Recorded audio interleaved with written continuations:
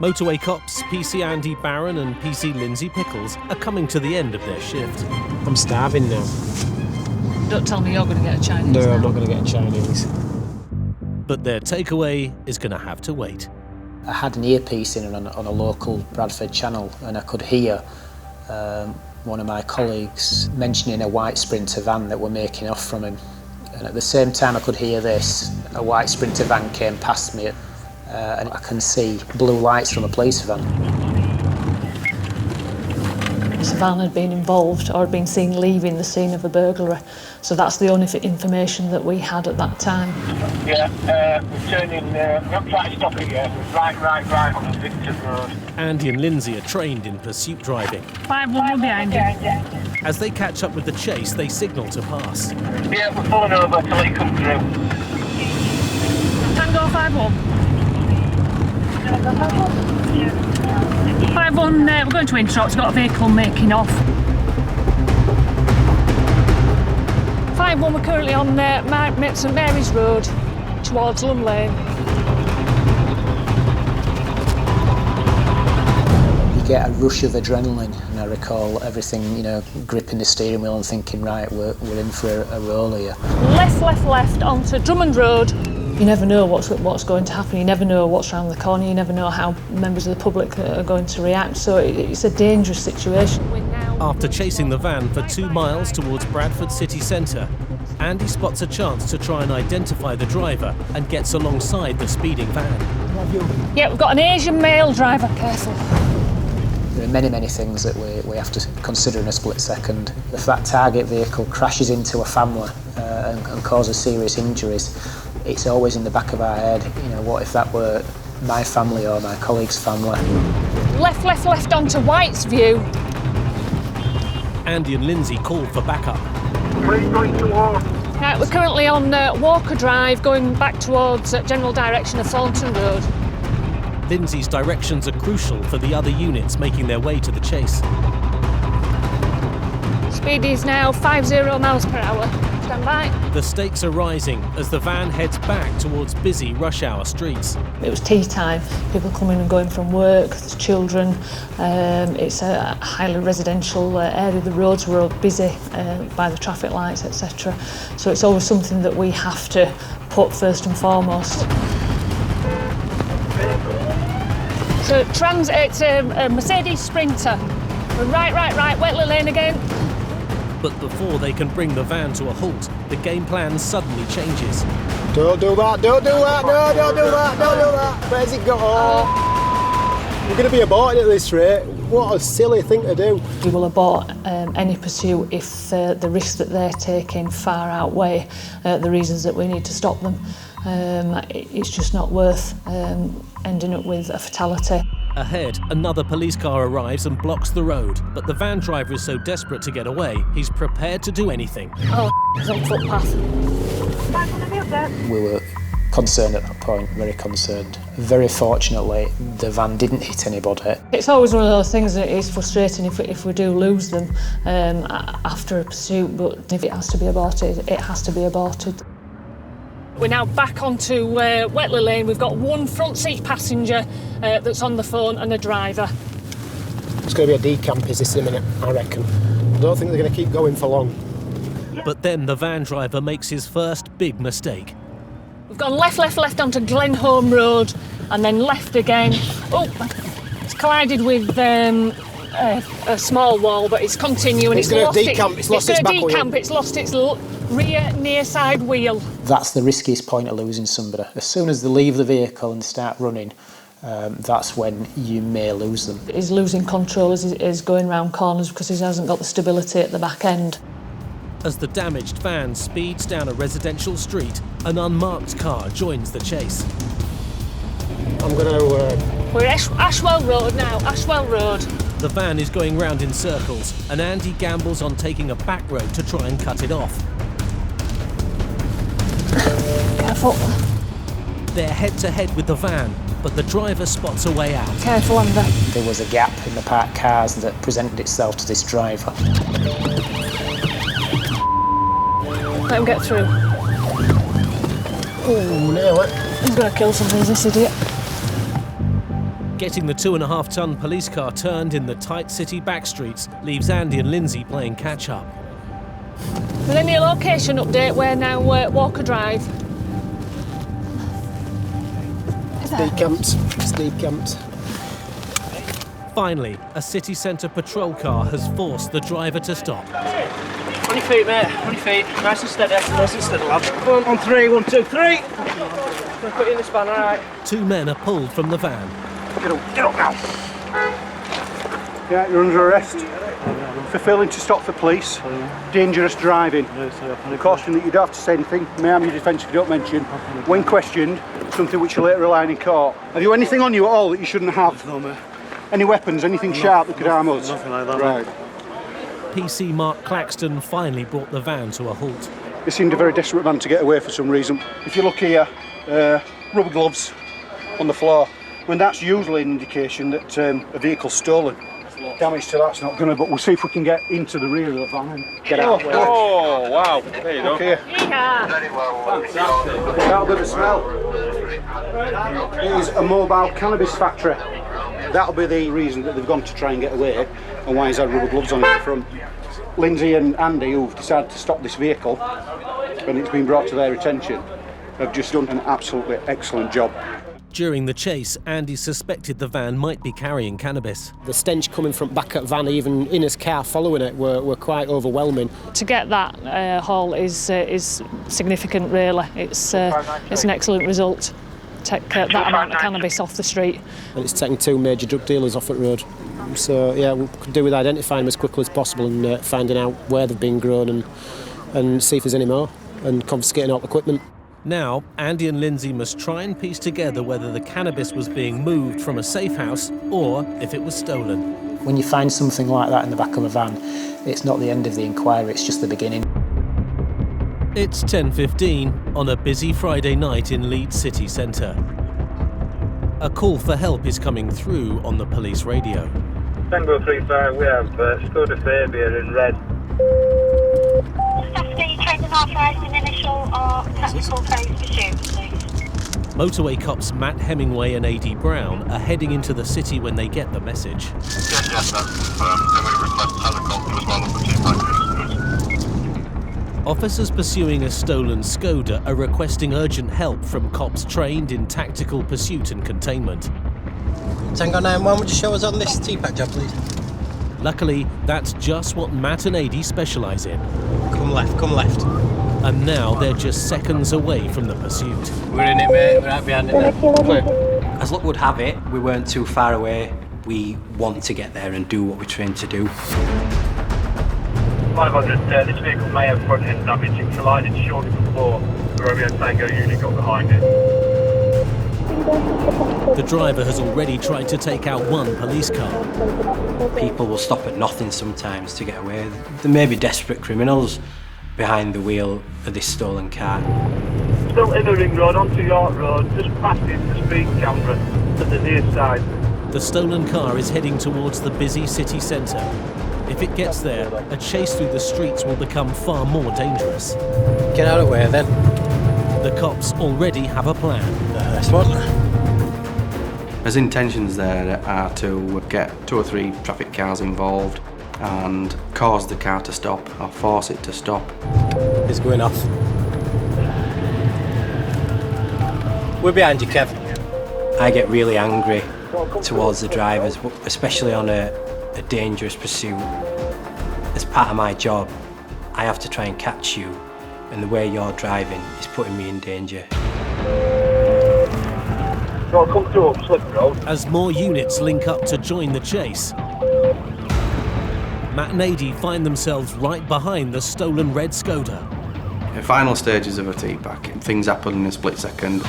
Another police car races in front. 3-2, Astra, move over. And between them they try to box in the stolen car. But the driver escapes and keeps going. Tango 9-1, there's contact with police vehicles. You see 2 vehicles.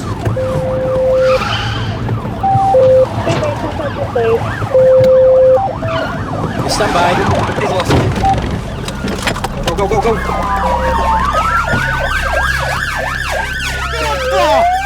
Oh, no! Idiot.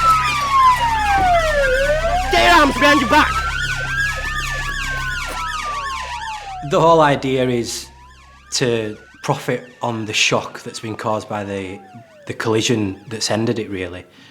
I'm in shock, he's in shock. It's just I need to react quicker than he is. Firstly, to stop him driving away, and secondly, to stop him running away. Other one, let go. It was only once we had them both cuffed up and we were taking them back to the car that you take a step back and think, hang on a minute.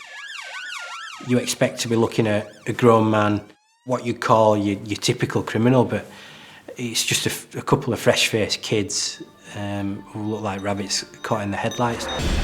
We were chatting about something totally irrelevant and see a car and think, just don't look right.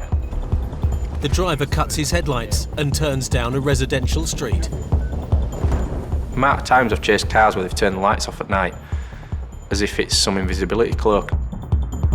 He clearly wasn't hanging around there, so that makes me think of what is he hiding. This driver is not so keen to hang out with the cops. It's quite a notorious area in Bradford. There are quite a few chases around that area at various times of day and night. Clear left, clear. While Mike drives, Chris calls in their location. Tango 5-1, we're currently at Kensington Street. We've got a vehicle failing to stop. It's a Volkswagen Golf. There's no VRM. Currently request T-Pack, double crewed and suitable vehicle. Speed's currently 30 miles an hour.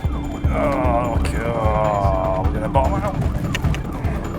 It's not the easiest car in the world to get round streets with all these speed bumps.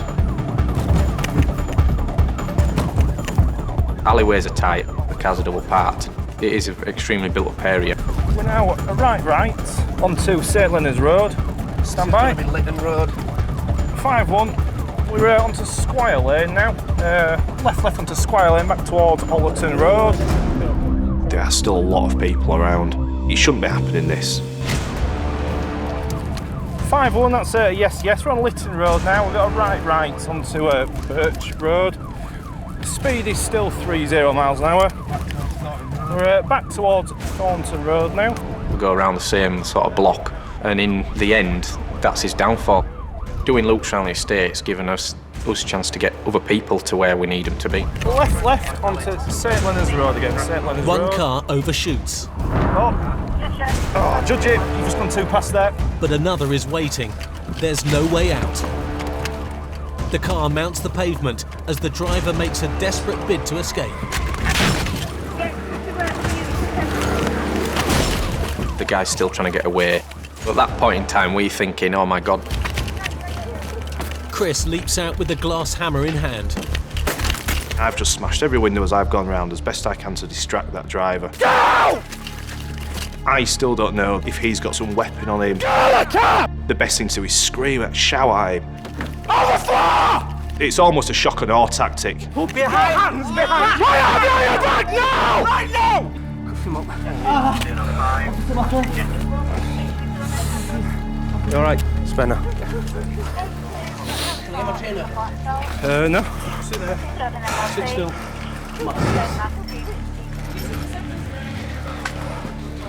Stand him up, Phil. We'll find out what the score is now. I imagine there's going to be some drugs in here. But we'll have a look and we'll see. Well, I mean, Craig and Spencer smashed all windows. Yeah. I know, I've got it all in my fingers now. Have you? Yeah. Got 3 bags of weed. Last year, cannabis possession accounted for 3/4 of all drug offences. But before they can make a more thorough search, a new problem emerges. The commotion has brought out the locals. We're in here, round here, we're doing our business here, you don't need to be here. So back you. We do, mate, if you're going to move. Get back. As a police officer, you've always got to be on guard, you've always got to be wary. The crowd of almost 50 don't seem aggressive, but first impressions can change in a flash. In the 14 years since the Bradford riots, community policing on streets like these has helped dispel the tensions of the past. But even so, there's still a fine balance between fighting crime and keeping the peace. Look how many people are about. What time is it? 9:15? it would be classed as a high crime area and people will support other people that live in that area. There's such a crowd going. This could spark into something more than needs to be now. There's a lot more of them than there is us, so the best thing we're going to do is just move this car now somewhere else. We'll do a good search somewhere else. Let's just go, Judge it. This is extremely common. You end up chasing somebody, there's always somebody there watching you. And that could have been 2 in the morning and all those people would still have been there. How the cops act now could be crucial in maintaining order. Back in Bradford, Chris and Mike's arrest of a driver who failed to stop and was found with some cannabis has drawn a crowd of locals. Obviously you can see we've got a big crowd around here. It soon couldn't turn on us. So we're just going to drive the car up to the police station so we can get it recovered from there. It makes sense to try and get out of the area as quick as we can now. We've caused a bit of a commotion, so all the locals are out. Even at simple, straightforward accidents we've gone to before, where cars have been totally trashed, people come out and maybe the drivers start arguing and then the crowd on one side gathers against the crowd on the other side. And then we've got to get right in the middle of that and then sort it out. Many a time when we've been in this situation, when there's been a big crowd, they all start playing on each other. If something gets thrown, I'm not going to have no idea who it is. And it could quite easily escalate this situation. The cops clear the scene before things get out of hand. The driver is taken into custody in another car. Nice job, mate.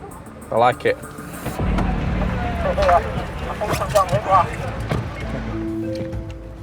I'll see you back at Rams. You will. I think much faster now with some of the speed bumps would have struggled in this. That would I thought you were going to say, what a superb driver. You were like being with Sebastian Loeb. Well, that's what you were going to say. The driver's actions in trying to evade the cops and then ramming 2 police cars mean that he'll now face charges of dangerous driving. I think some of the people that perhaps live on the other side of the law see us and these pursuits as perhaps a hazard, part and parcel of what they have to do. I just think we've got absolutely no regard for themselves or anybody else. I mean, someone could have been walking out of them houses or down streets with the kids and, you know, he's ramming his way out, could quite easily get killed. And it's us guys that have to deal with it and pick up the pieces afterwards. Back at Manningham Police Station, South Bradford, Chris and Mike examine the damage their car has suffered. We don't want to get rammed, we don't want to cause all this damage, but if it's a case of that chase going on, he's ultimately going to crash into someone else anyway. That was the only way that we're going to stop. We've boxed him in, as I say, Mike's got up as close to him as we could to minimise the damage. We've seen police cars that have been totally and utterly annihilated in these instances. Cars are designed to break away. Luckily, ours wasn't, so quick new bumper and we're off again. They might be expensive, but at the end of the day, it's a tool job. They're there to do a job with, and if we're too scared to damage them, you don't intentionally want to do it. But if you have to, then you have to, don't you? The main thing is I'm all right, Mike's all right. We have that kid, everyone else is all right. So to be fair, in the grand scheme of things, that ain't a bad outcome. But Chris has taken some damage of his own. I need to get the glass out of my finger. I didn't even know that I'd cut myself until after. No. Until I looked down, I saw my fingers covered in blood and thought, oh my God, where's that come from? Look at that, mate. I might have to go to hospital for that. He's not a pro like you with glass hammer, is he? Like me and you. We got a bit overzealous. The car can now be thoroughly searched for more drugs. He's obviously got no docs, has he? Well, we've gone for P-Wit's cannabis. Where's the cannabis? We gave it all for you. That's it? Yeah. It's 3 bags. All those risks for being in possession of a small amount of drugs. Nighttime brings new challenges for West Yorkshire's motorway cops. It's not only road safety they deal with, but with 2 major cities on their doorstep, they're often asked to help out in the surrounding towns. PC James Alderson and PC Dick Infield are patrolling in Dewsbury, south of Leeds. Is there a McDonald's in there? Not 24 hours though. I didn't want to wait, just asking. At 4:30 a.m, they receive a call from a Leeds unit. We've got a failed to stop on Hunsford Road. They make their way to the area to help bring the car to a safe stop. 6-4, can you show us the turn in that last one? We're now behind the Nissan.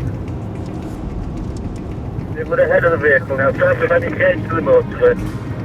When we've heard it's going towards the motorway, we're thinking, well, hopefully it may well come southbound, which is towards where we are.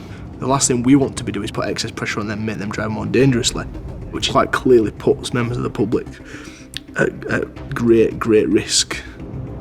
But the micro driver has other ideas. 30, vehicle's gone wrong way, repeat, wrong way down entry down to M1 on southbound carriageway. Yeah. Go right. This potentially could get a bit dangerous. That is the worst thing that could ever happen in a pursuit. Once you're committed in the wrong direction. It's just sends shivers up your spine. It's an awful thought.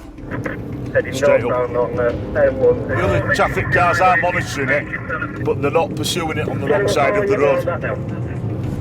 So we're going to make our way into the area in case it comes off. If that hits something head on, go left here. We've come full length out of Dewsbury, it's not past us on 653. It's crashed and it's looking like a potential. Go on, M1 north. They just found the car and it's, they said it's crashed and it's looking like a potential vehicle. It very quickly turns into your worst nightmare. They're saying it's carnage, absolute carnage. You then become fearful of who's involved. We don't know who's potentially fatally injured, whether it's the person in the micro or if it's hit something head on. Is it going to be somebody that's just minding their own business, driving to work, that's the person that's potentially fatally injured?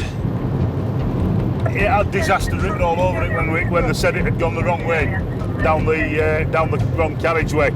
Two vehicles that hit the Menzies delivery van head on. Ultimately, we're all human.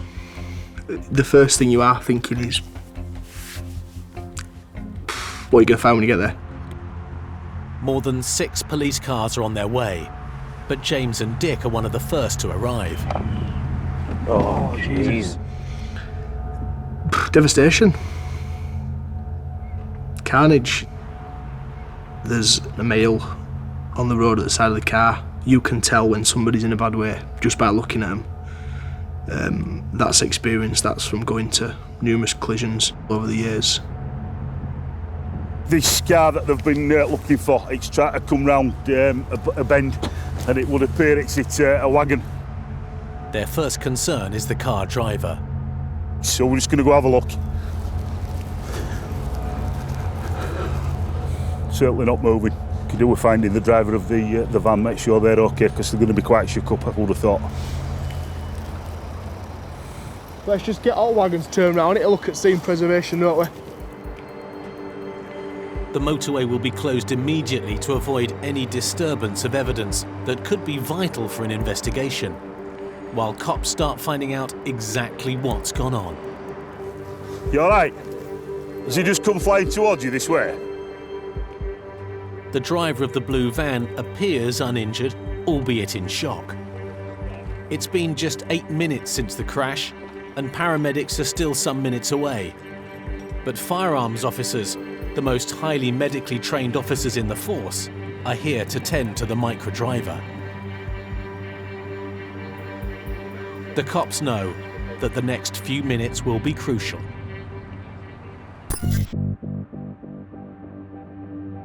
"17 miles west in Bradford, PC's Martin Willis and Lindsay Pickles are approaching the end of their 9-hour night shift.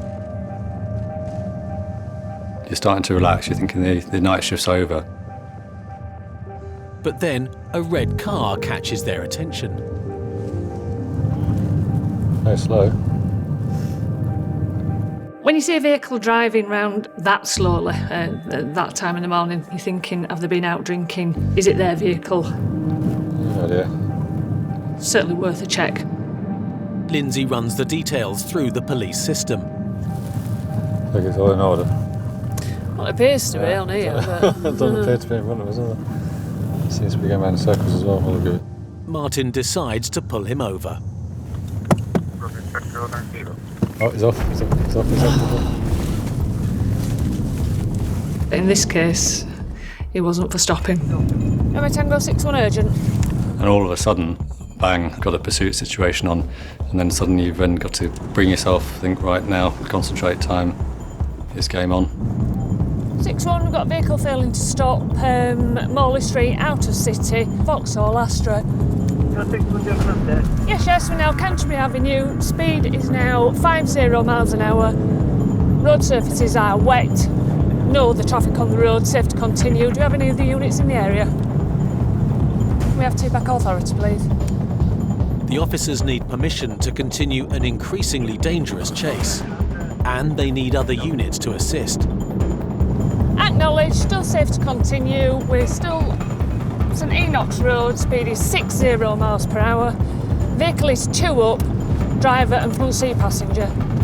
We still don't know who he is, what his background is, what his intentions are, so it's always a difficult and dangerous situation. Stand by. He was not stopping at giveaway junctions, crossing roundabouts, so if there's any other vehicles on that road, the high potential is for a serious collision. Do you have any units close by? Driving over a ton of metal in the manner of his driving, it's just a menace. We have got a vehicle behind us. The runaway driver's hitting 80 miles per hour. Yeah, we've got another vehicle ahead. On quiet roads, and with at least 2 other units now in place, it's safe for the officers to use their tactical pursuit and containment training. In a strange sort of way, it's quite an exciting thing to do when you're following a vehicle that's failing to stop, but you've got to rein that feeling back in. They need to act fast to box the driver in before he heads into town and puts other drivers at risk.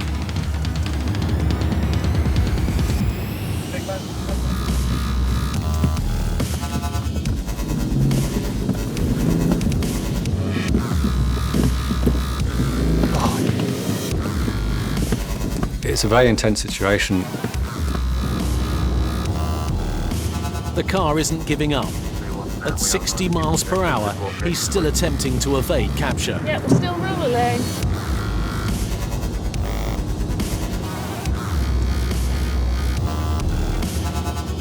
Finally, he makes a mistake.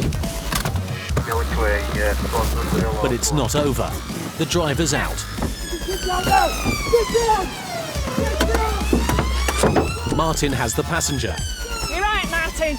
while the other officers catch the driver. Got it.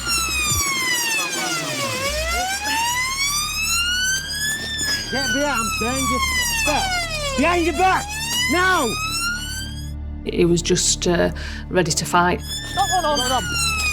And did, so he had to be brought to the ground. 2 on. Up you get.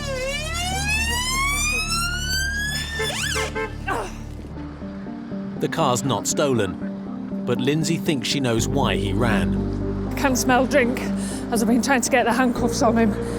But luckily with no damage, no other members of the public involved. Right, I'm going to ask you for what I call a roadside breath test. Have you ever done this before? Yeah. Last night. Last night? What was the result? I'm drunk, yeah, but I can't drive this today. You couldn't drive? The reason why he ran away is more complex than Lindsay first thought. He'd only been released in the early hours of that morning for a similar sort of thing. Just beggars belief, really. He obviously realised what was going to happen should he have stopped. Right, you failed the roadside breath test, OK, so on top of dangerous driving, failing to stop, you're also under arrest on suspicion of driving whilst over the prescribed limit, OK? To continue to do it within 24 hours is just it's unbelievable, really. Each year, there are more than 250 deaths from drink-drive accidents on Britain's roads. My family could have been on that road. I've just utter contempt for people like that. Absolutely utter contempt. And his passenger doesn't seem best pleased either. I'm hungry. Cool. Should get in the car with him, mate. Had your friend been drinking? Yeah. 2 bottles. Yeah. Famous Cross. Famous Grouse. It's whiskey, yeah. Yeah. Maybe giggle a bit. Not think he'd have any capability to drive if he had that much.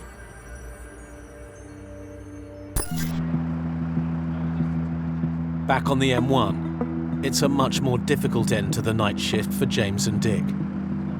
A Micra has collided head-on with a van, leaving the driver with life-threatening injuries.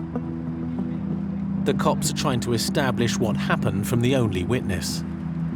He's actually driven through it, stopped, and then rung it in. You got all his details? I've got all of his details. A bit shaken.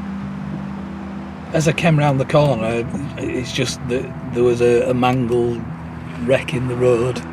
I'm just relieved that I wasn't maybe 5 minutes ahead this morning, and it could have been me. You know, I feel for the van driver. This is a journey on the M1 he won't forget. I live round the corner, so I use it every day virtually. But I'll always remember coming round this morning. The van driver has escaped with bruises, but the young car driver is still fighting for his life. This is the worst it gets. The worst it gets. It makes you shiver. God knows how fast he were going coming the other way. It's just no one expects anybody to be travelling the wrong way down a motorway. Nobody. It's not what happens. Paramedics join the firearms officers to try to save the driver. To touch the patient. Start CPR. Give 30 compressions. They tried for quite some time to revive him. Analysing rhythm. It is now safe to touch the patient. Start CPR. It's not looking good. 30 compressions. We had confirmation from the paramedics that the driver of the Nissan Micra has been pronounced dead. This is the ultimate sacrifice for his actions, the ultimate sacrifice. You have to separate yourself. You have to separate your home life from your working life. Ask me if I've ever thought about him since. Yeah, I have, because I've driven on that road. But I don't take it home because if not, I'd have no family life. Had the accident happened on this stretch of the motorway just 2 hours later, in the middle of rush hour, there could have been multiple fatalities. I'll never forget this incident. I know the van driver will never forget it, and I know the family of this lad will never forget it. Collision investigator Martin Ward has only a few hours to build a picture of what may have happened. Although you've got all this disruption to the frame of the Micra, the collision's probably occurred about 5 to 10 metres further back. The early indication from our collision investigation unit is that, and from speaking to the witness in the van, who's obviously gone off to hospital, the van driver's been coming this way and has seen this, the Micra being driven by the deceased. He's attempted to swerve over towards the hard shoulder. However, on doing that, this vehicle, the Micra, has also moved onto the hard shoulder. There's obviously a lot of investigation still to be done. That's the early indications. As daylight breaks, the on-scene investigations come to a close. Rush hour is fast approaching, and at last, one of the busiest intersections of the M1 can reopen. With so few witnesses, CCTV camera evidence is crucial. It captures the moments the van drives down the slip road and comes face to face with the car, heading in the wrong direction of the motorway. It must have been absolute desperation to do that. Why he did it will be forever a mystery.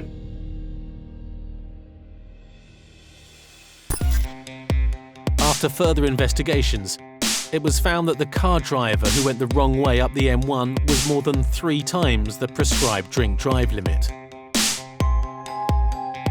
the runaway driver, who eventually got caught, received 10 months in prison and a 12-month driving ban. As day turns to night and traffic quietens, the Motorway Cops widen their sphere of operation. Tonight, PC Adam Toll has teamed up with PC Maurice Watson. They're patrolling the southern outskirts of Birmingham when a Skoda driving the other way catches their attention. Should have a look? Yeah, have a look at that one, yeah. Really look young, bald-headed chap, doesn't it, from what I could tell? Yeah. Skoda VRS, I think. Yeah. That's the right one. There he is, just gone round the bend. Okay, mate. I think me and Maurice have both had the same feeling that something just wasn't quite right. They just didn't sit right in the vehicle. And hanging around, mate, he's all over the shop, he is as well. You sort of see things and you think, well, where are they going? Where have they been? So you just get a gut instinct and you think, well, we'll have a look at it, see what it does, and then, you know, we'll see what happens from there. Yeah, we're just following this vehicle. It's a bit erratic on the road at the moment, and he's certainly not sticking to the speed limit, so we're just going to run him through the police national computer and then go for an early stop. He's slowing down for the cameras. He was all over the road then. The number plate check is now coming through. That comes back to a silver Skoda Octane here, is that the correct vehicle? 3 or 4, yeah, all 3. Yes. The checks seem to pan out, but the way the car is being driven is still giving the cops some concern. The speed limit on this road at the moment is 30 miles an hour, and we're doing about 45, up to 50 miles per hour. My main concern is he a drink driver, or is there something else? We are recording it, so we've got the evidence that we need, and we'll go for a stop after the cone section if you're happy with that. Yeah, same man.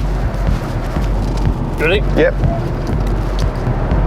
Good evening. Oh. No, and he's going for it. Okay. The driver spots the blue lights and puts his foot down. Mike Alpha, Oscar Tango 95. We've got a vehicle failing to stop. Bristol Road, intercity, just turning right into Pebble Mill. When we're on the motorway and we get a pursuit on the motorway, it's contained, really. Our current speed is 80 miles per hour. When you come off the motorways, especially in a city centre area like Birmingham, you've got your pedestrians, you've got your cyclists, you've got other people that are driving. The vehicle is getting away from us, still safe to continue over. Chases in the city are all about teamwork, letting other units know where the car is headed. Yeah, it's left into Dogpool Lane, straight on, mate. Braking, and he's left, temporary loss, stand by. Hang on, mate. He's straight on. Yeah, it's left into Dogpool Lane, straight on, mate. Still got the vehicle in sight, it's a long way in the distance. The problem is the cop's car is built for the motorway, while the Skoda has the upper hand in the city streets. And the driver doesn't care what risks he takes. As a police officer, you have to make a judgment call. And on this occasion, I wasn't prepared to drive almost 3 times over the speed limit. Vehicle out of sight. Sometimes they get away from you. You know, it's a bit of personal pride. You know, you've lost a car, but that's the way it is. Driving like an absolute nutter, mate, he was. No reports on it yet. That's nicked. I suspect that vehicle we've just been following has just been stolen, and it's probably likely that the owner is not aware the vehicle's gone. Just by the manner of the driving that we saw initially at the beginning, it just didn't seem right. And as you saw, as soon as we went to stop the vehicle made off straight away. This time the bad guy has got lucky, but there's a long shift ahead of them, and PC's Toll and Watson never forget a car. Back in Birmingham city centre, PC's Toll and Watson are still keeping an eye out for the Skoda which failed to stop.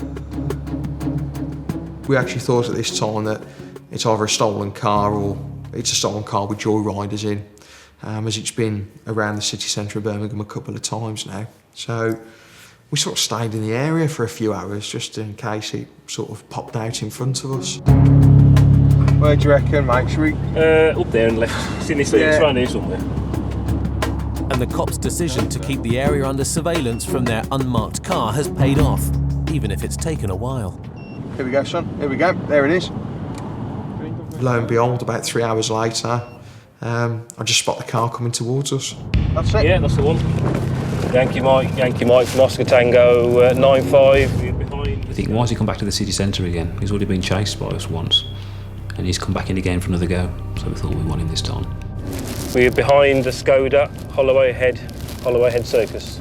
Get Stinger out. It's Bristol Street, Outer City. Get Stinger out Bristol on Bristol Street, Road. Outer City, yeah. If you could get Stinger out, heading towards Bristol Street Motorway. This time the cops have the upper hand. Extra police units are already standing by with stinger strips designed to puncture the car's tyres. And we get the plan in place where we want as many officers in the area with stingers. We're going to light him up then. We need to... After this junction? Yeah, we're going to light him up before Bristol Street Motors. Current speed is 40 miles per hour. Heading towards Bristol Street Motors now. We're going to start him up now. Yeah, go for it, mate. Once again, when the blue lights go on, the Skoda makes off. Yeah, he's going for it. Vehicle is failing to stop. We've let the vehicle up. It's approaching Bristol Street Motors now, lane 1. Lights are At the on lights red. up ahead, another unit is waiting with a stinger. We talk the patrol that's with the stinger to where they are. Basically, we force the car into one way. Current speed 60 miles per hour. Vehicle is being stung. Toll's plan works perfectly. As the car heads to the lights, a police officer emerges from the shadows and deploys the stinger. The Skoda's tyres should slowly deflate, bringing the car to a halt. But the driver has other ideas. We're still driving so stupidly that, you know, we're still having great difficulty in keeping up with him. Traffic condition is light, road surface is wet. Approaching traffic lights on green. Could be your vehicle, it could be my vehicle, and they don't care. You know, they'll crash him and they'll run off. They won't stop. Current speed 80 miles per hour in a 40 mile an hour limit. Traffic lights on amber, straight across Highgate Road. Current speed 60 miles per hour in a 30, and it's safe to continue on. He's not stopping at roundabouts, he's not slowing down for traffic junctions. Well, I've got to do that. Yeah, the vehicle's done a red light. The chances he is taking may be reckless, but they are keeping him ahead of the motorway cops. Yeah, it's on to Golden Hillock Road. Temporary loss. The cops' 2-ton motorway car is not helping them keep up with the lighter Skoda. Yeah, Small Heath Highway, intercity. Car's awful, mate. Yeah, I know, mate, don't worry about it, just do what you can. The fact that he got 1, 2, 3 or 4 tyres deflated, he was still able to control the vehicle and get away and make, you know, a decent gap between us. Gone left there, I reckon. Sure. The gap he's opened up causes confusion. Thought, no, he's got away again now, because we've gone the wrong way, and to get back to him, you know, he could be out of sight again. And I thought, no, we can't lose it twice in one night. The cops may have made a mistake, but up ahead, the driver in the Skoda has made an even bigger one. So, guy, which way? Left here? Left here, follow that one. I think it's up here somewhere. Immediately, they went down a dead-end street, which was brilliant for us. It was the worst thing they could have done. As the Skoda heads into the dead end, other units arrive to help with the arrest. 95, I by your street. By that time, there was a dog unit behind them, at least another 2 patrols and us, and he got nowhere to go. There are half a dozen cops eager to arrest the 2 men in the car, but PC Toll makes sure he gets his hands on one of them. You're under arrest. Dangerous driving, failing to stop and suspicion of theft of motor vehicle. You don't have to say anything in my arm. Your defence and do not mention when questioned since you're later on in court. Anything you do say may be given evidence. All right? The other man, the driver, tried to make a break for it over a fence. Luckily, PC Watson and some colleagues have it covered. All right, chap, listen to me. You're under arrest, suspicion of theft of motor vehicle. Anything you want to say? Okay, then. No. It's a great team effort, proper team effort tonight. The important thing is that we've got a result and no one's injured, and we're all going to go home at the end of the day, including these people as well.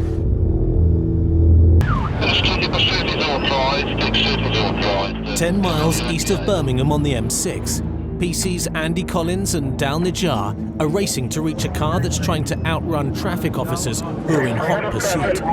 Basically responding to a vehicle that's failed to stop for our local traffic units.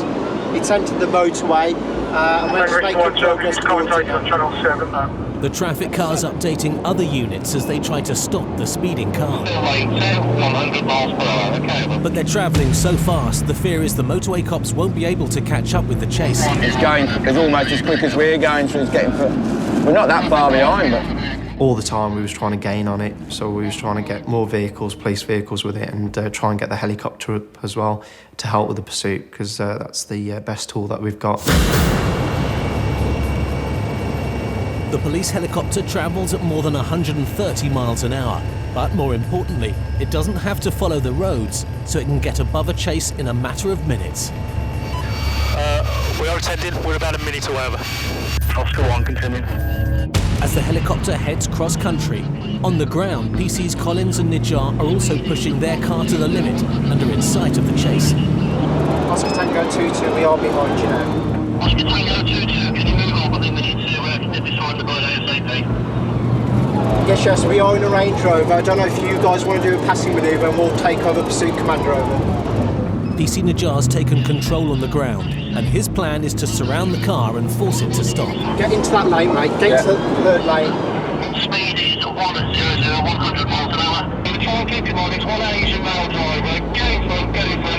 Stay here, stay here. Think about that. Slow down. Quarter anyway, you're trying to keep him on the motorway. Surrounding a speeding car on the motorway is a risky manoeuvre, but one the cops are experts in. They want him staying on, yeah. We ideally wanted to keep it on the motorway, but the car wasn't being driven, it was being driven quite dangerously. Speed is 100, 100 miles an hour. It's changing lanes from 3 to 1. But just as the cops get into position, the driver sees a way out, a junction up ahead. He's going to come off. Stand by. It's just what they don't need. With seconds to spare, the driver takes a sharp left towards the exit. The cops' plans have gone out the window. They'll have to think again. It's no good just pursuing a car. We've got to have a plan to be able to stop it safely. A chase off the motorway through busy streets can be much more dangerous. The traffic patrol offers an extreme solution. Can we get tactical contact before this gets out of control, please? We can take him out. Tactical contact means deliberately hitting the car and forcing it to stop. But it's rarely sanctioned, and this is no exception. Tactical contact is not authorised. Use to back up, lead up to the helicopter. Alpha Oscar 1, confirm you have got eyeball. To confirm, we are above and we are recording over. With the arrival of the chopper, senior officers have decided it's safer to pull back. Yeah, basically the helicopter's above now. We're into the Warwickshire area onto A Road, so we're backing off because the helicopter will give the commentary and it's more safer then.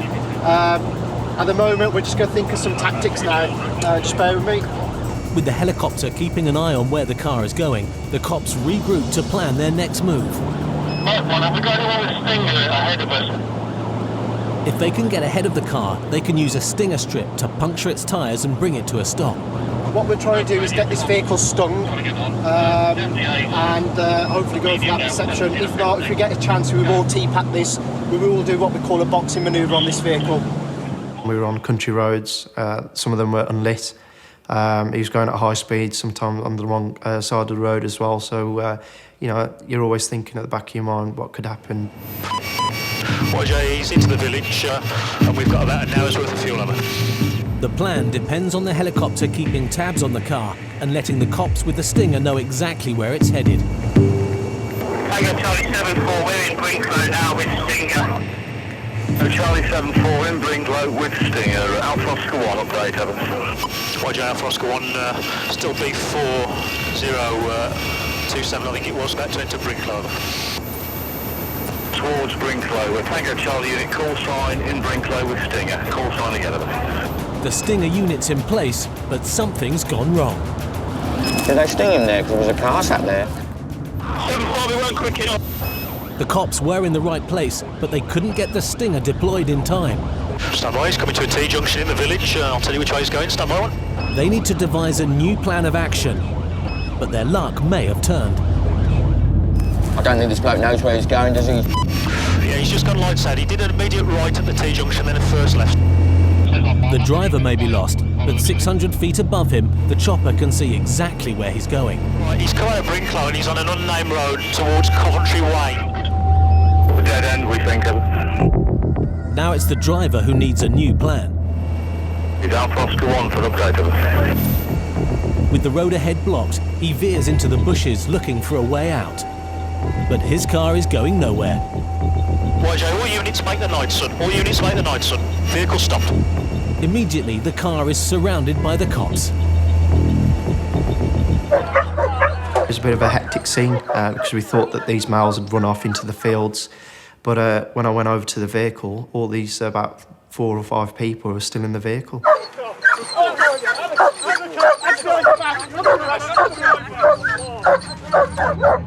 Okay, after 3, 1, 2, 3, get up. We'll worry about that later, matey. Yeah, basically, the vehicle's come to arrest. The occupants haven't gone for, they haven't legged it, so I think we've got 4 in custody. As you can see, the car's obviously lost control, come to the dead end and crashed. There are 4 teenagers, but the one the cops really want is the driver, who's tried to pull a fast one. The driver's trying to be clever and he jumped into the back seat, so he couldn't be identified as the driver, but luckily one of the traffic vehicles that were behind it originally could ID the driver straight away.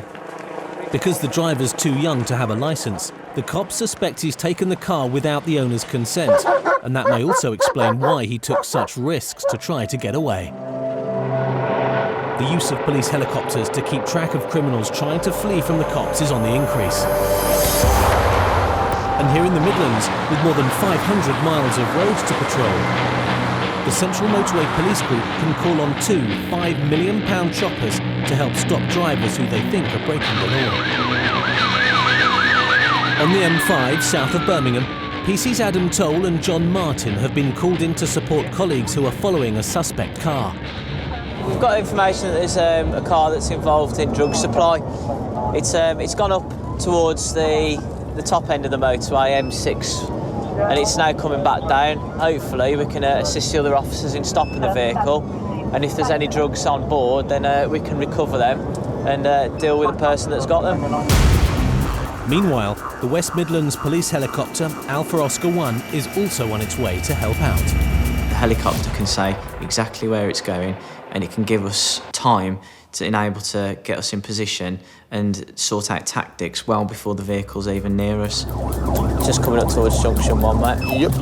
As the helicopter crew updates the cops following the car with their progress. Mike Alpha, we're over the M5 now. We are downlinking, just trying to pick the vehicle up. And the vehicle is committed through 3. PC's Toll and Martin are closing in from the other direction. We can get to 4, mate, I think.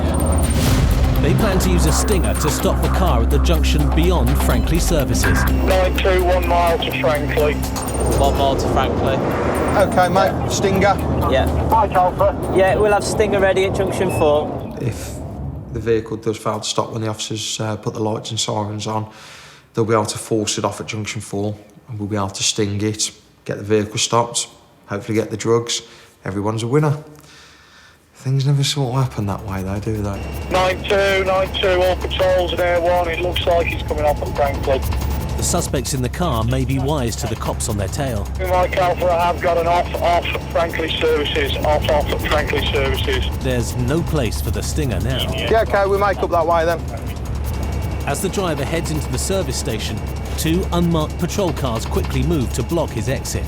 Vehicle stop. But it looks like he has other ideas. He accelerates away, leaving the cops scrambling to catch up. Mike Alpha, we've got vehicle failing to stop now. He's going to be making his exit now, back on towards the motorway. They lose sight of the car for crucial seconds as it speeds through an underpass. Failed to stop. Joining junction 4, M5. But just as PC's Toll and Martin pull into the services, one of the unmarked patrol cars catches up with the driver. Mike Alpha, vehicle is round the back of the service station and now he looks like he's boxed in. This time he's going nowhere. Yeah, we do have the vehicle stopped and 2 detained over. As PC's Toll and Martin get to the car, it's all over. If you do so, maybe give you evidence. Should we stand? The arrested men appear to have no drugs on them, but the helicopter crew noticed something as the car emerged from the tunnel. It did look like he threw something out as he was going through the underpass of the main service station. He threw something out of the window. Basically, it's come onto the services, rammed the silver police vehicle here and tried to make good their escape. They've got nowhere to go, and 2 have been detained for possession with intent to supply. Where have they lobbed the stuff, man? Under the tunnel. The common rule of thumb with most people that are carrying drugs is once they've got the police behind them, they'll do everything they can to get rid of the evidence. The vehicle have managed to get a split-second blind spot on the police vehicle, and they've obviously disposed of the drugs. Finding those drugs is key to their case. Luckily, PC Martin has located the bag, or at least what's left of it. The bag of white powder has been thrown from the vehicle, which is just underneath the bridge. What we're looking at doing is the bag has split. It looks like it's possibly ketamine or cocaine. We just need recovery of it. The drugs had hit the back of the sign, and it had caught all in the bottom of the sign at the back. It had gone on the floor underneath. It had gone on the pavement, on the roadway. So you can imagine turning up to a job and thinking, where do I start? This was one of them. It's a good job it's not windy, isn't it?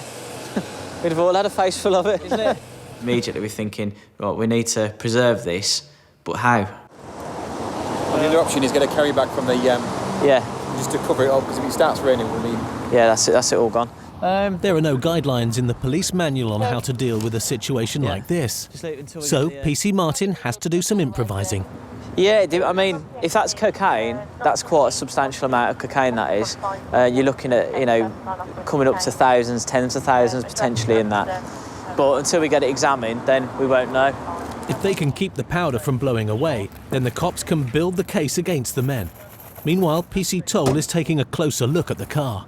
We know the drugs have been thrown out of the vehicle, but there's potentially more drugs hidden in the car, or money, or any evidence linking them to dealing drugs as well.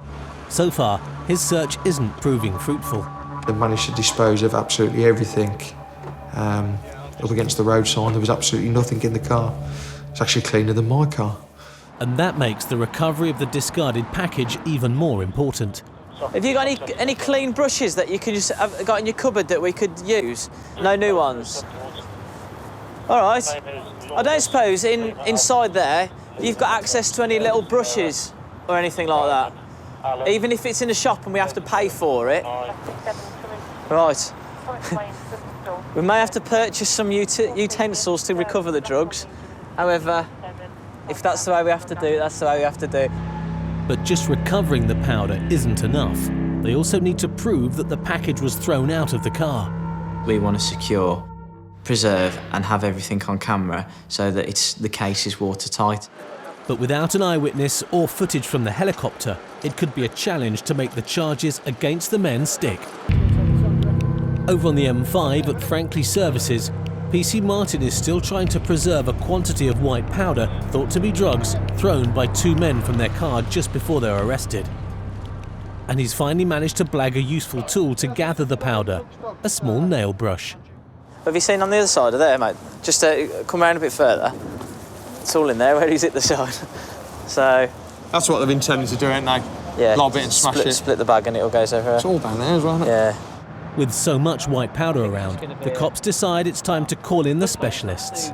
We thought, no, instead of me scraping all the drugs up with a pink nail brush, I think we better get the professional people to come out and do it and do a proper job. Right, West Mid Socko potentially coming. Right. And a drugs dog's on his way. So I'm not going to get to use my brush? As they wait for the scenes of crime officer to help recover the powder, PC Chris Bradley brings some good news. A witness saw a package hit the sign. It's a good witness, it's a good little statement. He can't say who's thrown it and he can't tell us what the drivers are. But he can say it wasn't there before. The lads will be able to put that into perspective. Just spoke to a witness who's working out the back, hears some noise, sees a car come past, sees something being thrown out of it, sees police presence and whatnot going around the side at the petrol station, and then he sees some kind of powder like snow just all over the place, and the sign's still shaking. So I've just been and taken a statement off him for that, and then look at the officers that are dealing, see where it goes from there. It's good evidence, but because the witness can't identify the car, it's not conclusive. And there's more good news. The specialist scenes of crime officer arrives, much to the relief of PC Martin. We've obviously got all this just hiding it. So that's the bag of drugs. So basically we just need it recovered as best as we can, but we didn't know how the best way was going to be to get all this, the powder back from here. Collecting the powder from the stony ground is also a first for the expert. This sort of thing, well, it's never happened. We find drugs, of course, and we recover drugs a lot, but not on this sort of surface. And PC Martin's nail brush comes in useful after all. It's worked out as being one of the best tools. Even the Socco guys even said it's a great tool, so I think he'll be getting one in his bag from now on. And there's even more good news for the cops. The crucial moments as the men threw the bag out of the car have been caught on CCTV. You just see it just over there, just as that lorry's coming up. There's a camera pointing up, just by that bridge. The camera picks up the car as it heads through the underpass. The passenger door opens and the bag flies out, showering the road sign with powder. It's all come together. We've seized the drugs, we've got 2 people in custody, we've got camera footage of it, and an eyewitness. It doesn't really get much better than that as far as a job goes. It's almost like already done and dusted, so you could say. All that's left for PC's Toll and Martin to do is to wash away the last traces of the powder. We didn't want people lined up on the streets trying to collect white powder, so we had to make sure that we'd clean the scene as best we could. But yeah, I think John did a good job, to be fair. He was a good scrubber. Job done.